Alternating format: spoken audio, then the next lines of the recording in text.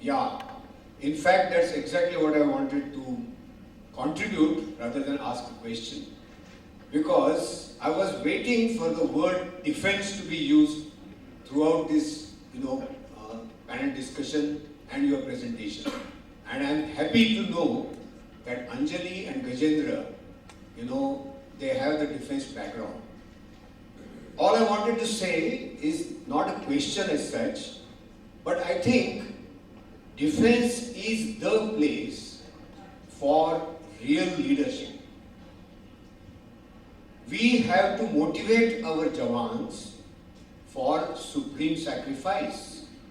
And let me assure you, it is not easy. So what do? We lead by personal example. Supposing I tell my Jawan, you shoot straight into the bull's eye. He will listen to me twice, thrice. Third time he is going to say, Saab, aap dikhao. Now that is the way we do it. And one more thing I would like to add here. Failure is not an option for us, which you people have the luxury of having failure as an option.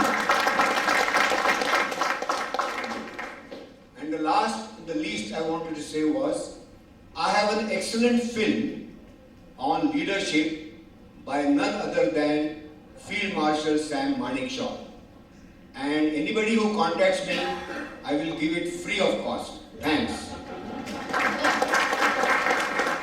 Colonel Pathak, I know you didn't ask the question, but I can't resist the temptation to give a response. And actually, it aligns very closely to what Ajay asked the entire panelists as well. There is no doubt that a lot of the learnings and principles that are used in human resource management today have emerged over the years from defense. And it is across the world. You look at studies and theories that we use, they all emerge from the defense. For this panel, so I've been traveling a lot. I just arrived back in Pune an hour and a half before I arrived here for this panel discussion. And what were we doing? We were on a leadership offsite.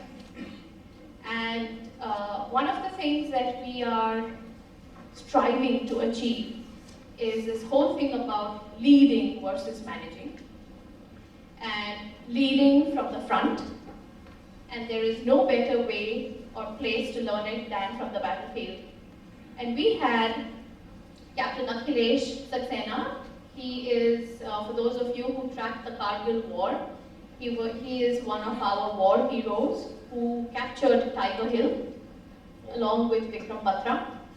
And he came to talk to our team about exactly this, and leading from the front, and the fact that the amount of risk-taking, the amount of setting personal example as leaders, the importance of action versus command, the ability to act irrespective of hierarchy, the ability to have such a belief in the uppermost motive that morale, how much do you pay the demands? He said, you guys talk about increments for motivating people. What if I gave you 1 crore, would you go and climb Tiger Hill knowing that the enemy is shooting and the cliff is 1 kilometer so straight? Would you ever do it? So I think there are a lot of lessons. And so I know you didn't ask a question, but you made a comment and he asked a question saying, what are the kinds of things that you do? So one of the things that we definitely strive to do, Ajay, is get learnings across industry, across specializations where leadership is demonstrated. Because the more we continue to look inwards, that's as good as we will be. But the more we look outside in, the more our learnings will be and the more agile and strong our leadership will be. So to answer your question, we actually do a lot to take learnings from the defense. So thank you. And thank you for your contribution. I know you've retired. I thank you for what you've done for the country. Yes, sir.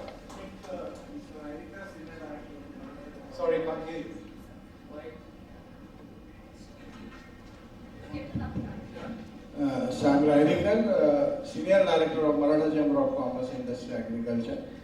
Continuing with Vinod, he quoted from Bhagavad Gita, and what title we are given, the India Way. I will say Indian Way. So Indian Way. So we have lot much history and heritage with us of leadership.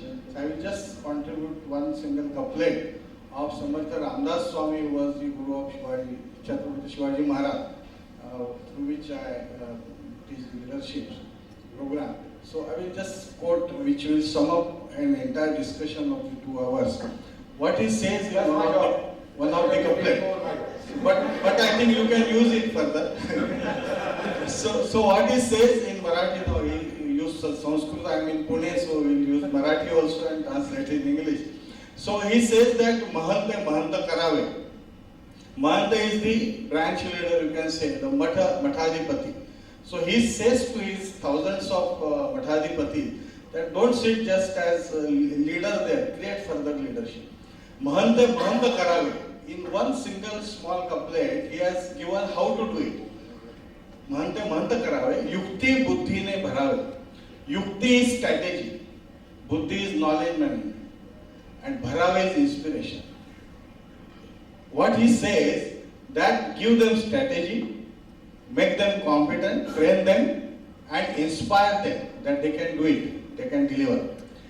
Mahanta Karave, Yukti Buddhi ne bharave. Last line he said, Janate करून विखरावे नाना देशी. Janate is competent. Janata Raja, he used to title Shivaji Maharaj. So that type of. So make them competent leaders and then send them to different parts of the world, appoint them at different places. So thus you run the global organization.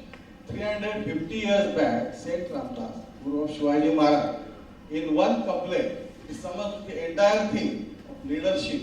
And there are several couplets like that on leadership in Das Bol. So I think the heritage of India, like Samartha Ramdas I teach from. So I think like that, there are diamonds and jewels and whatnot. And I think we have to bank upon that also, instead of 7 habits and all that.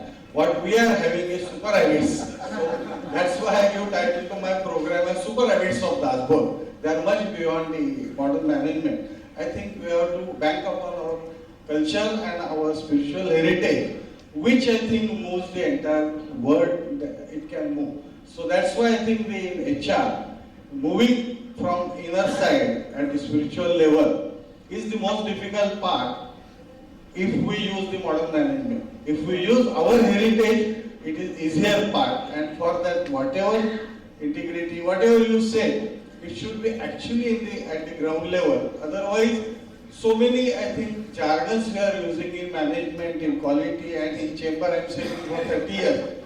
It is all now management who have made it difficult. What I feel. So many words and jargons and so much we use, and these simple basic things, what Bobby was saying, go to basics. I think we have to go to basics and bank upon our own heritage. Thank you very much. No further question. It's a question to you, sir. My name is Ajit Shide and I represent Astute Group as the Vice President of Organization Development.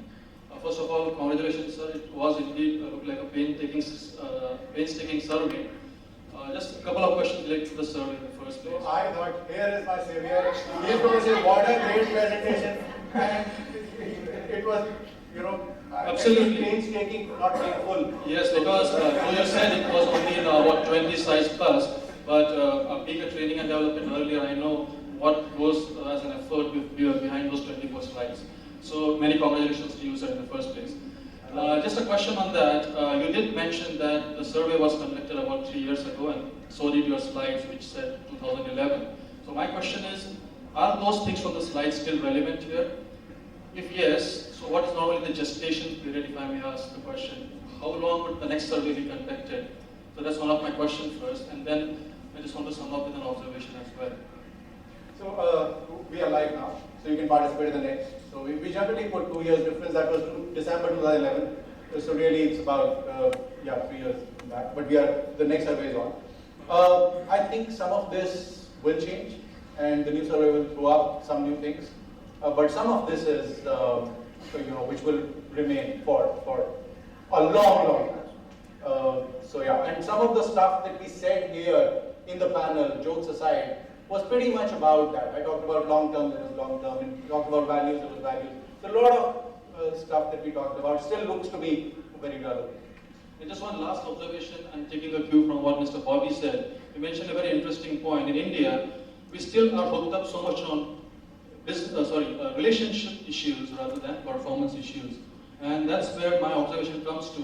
Whatever that survey carries, one of the things that they should also give prominence to is how do you handle non-performers? Okay, just to put another example, what Mr. Chetan said. He said there used to be some days where you used to call people as chauffeur-driven. We got your question.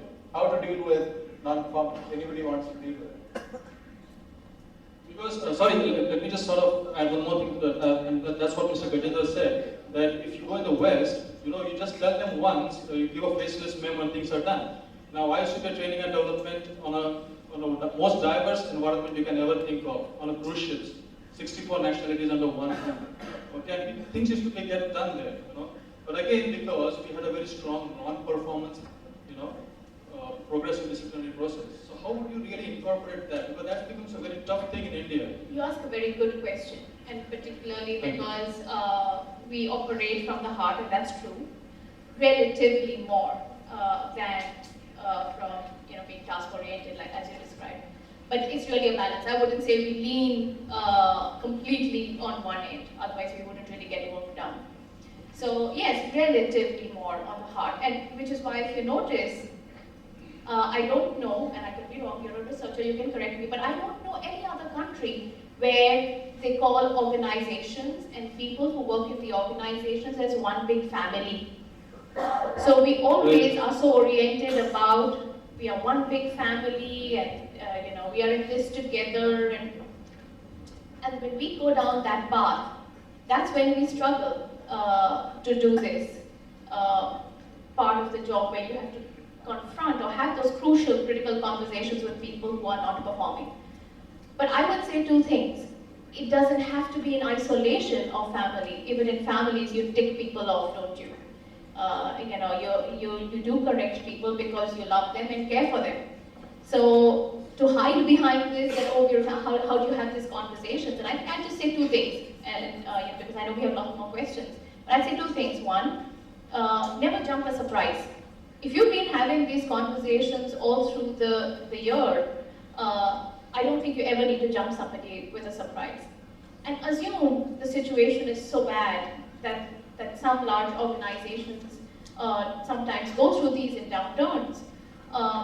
Doing it in an empathetic way, and doing it in a way that is respectful, and holding hands as the person transitions out, I think takes people long ways. It doesn't mean that and of course I'm assuming that before this, you have looked within yourself as an organization and said, why is someone not performing? Have we done everything that we can to enable them to perform? And if the answers to all of those come to a point where you say, we've done everything, but this transition needs to happen, doing it in a respectful way makes all the difference. Thanks, thank you, Anjali. Okay, the lady. I am Professor Vaishali Apte. I represent United Vision Academy. My question to Anjali, what do you think are the challenges specifically Indian women face to become leaders, and what kind of skill sets and competences they should have to cope up with these challenges? Wow, thanks Vaishali. For asking a question first and asking a fantastic question. Yes. Thanks. So, Vaishali, I'm going to give it my best shot. There are some things that remain the same, but I think one thing that leaders and women leaders, so let's put it that. So we'll pick from Ajay. Ajay talked about mentoring, and I think this goes back and it being so prominent in India compared to some of the other places.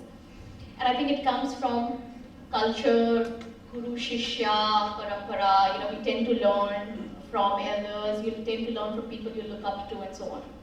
But I think one thing that happens is that in India, when you look at the number of women in leadership positions, it really seems to dwindle somewhere along the way. And so oftentimes, a lot of women don't necessarily have women as mentors. And if you have a woman mentor or not a woman mentor, it doesn't really make a difference. But one thing that really works is don't try to be like somebody else. You are super because of who you are.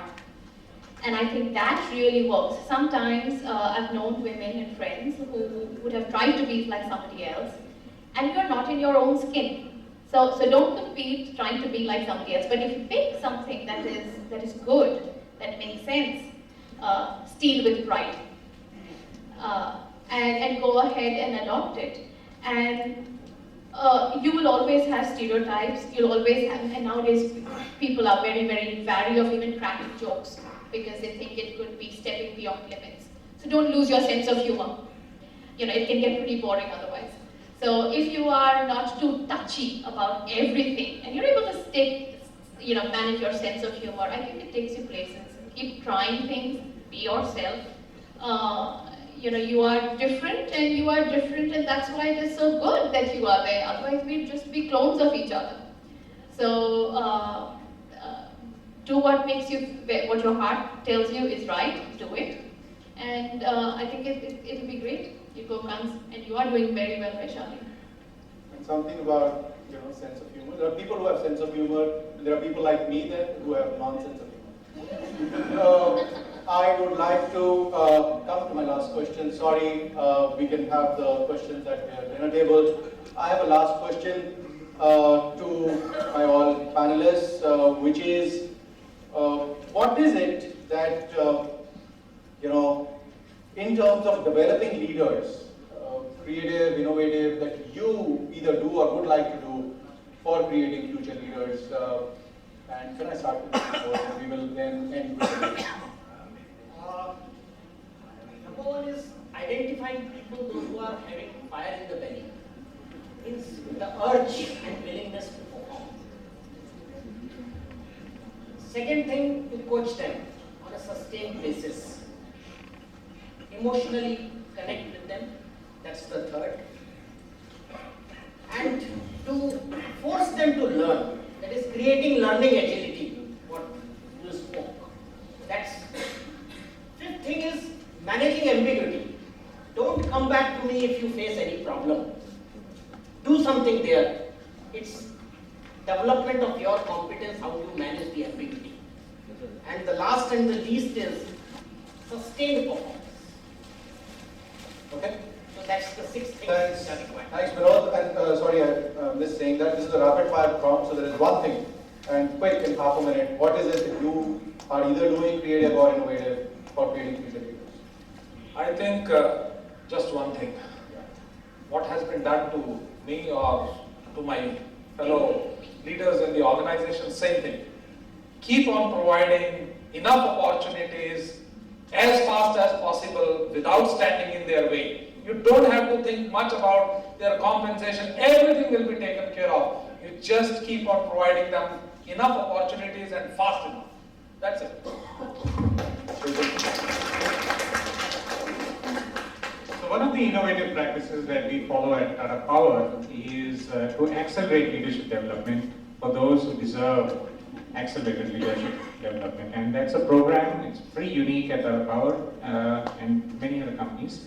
It's called ACE, Accelerated Career Enhancement, where a very young leader, a very young promising leader is catapulted into a very tough and senior role through a very, very difficult selection process, and then provided with all the support to succeed. Perfect, Bobby. 30 seconds. 4 things, 4 beliefs. Any organization is as good as its people. People would like to be involved in what they do, and that leads to engagement. For a world-class organization, you need people with world-class thoughts. And last, and the most critical, an individual's dignity is as important as the organization's dignity. Provide and sustain a climate like this, leaders will emerge automatically. I love rapid fires because I speak so fast, I can just be myself. Yes. So I'm going to do this really quick. I think what we do well, Ajay, is provide very quick career opportunities, but empower people to be responsible for their careers. We've closed like 70% leadership positions internally last year, so that's like for somebody who's with metrics to know how effective that is. The two things that I can think of the top of my head, one is definitely providing global opportunities, but when there is somebody who's really strong, young leader coming up, you can't put him in a global opportunity, you make him work on global projects or that have an